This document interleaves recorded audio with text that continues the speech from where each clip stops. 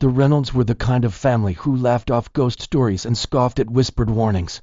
So when they pulled into the quiet seaside town of Coldharbour, they rolled their eyes at the grim faces of the fishermen and their muttered talk of the Scaled One. Every shopkeeper, every old man at the pier, and even the children playing on the sand warned them, stay close to shore. The creature swims deep when the moon is high, and it hunts what strays too far. But to the Reynolds, it was all small-town superstition, the kind of nonsense people used to spook tourists. A 40-foot sea beast covered in scales, with eyes like lanterns and a jaw that could snap a boat in half. Ridiculous. By the third day of their vacation, the sun blazed high, the water sparkled like liquid glass, and temptation tugged them farther and farther from shore. The beach grew smaller behind them as they splashed, laughed, and floated into the deeper blue.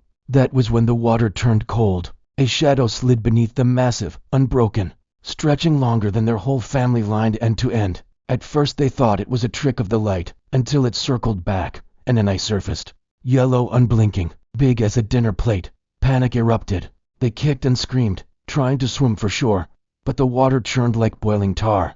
A scaled head rose, ridges running down its back like jagged stone, teeth glistening in a mouth that opened wider than any nightmare should allow. Mr. Reynolds shoved his son onto his shoulders, flailing and striking at the thing with bare fists.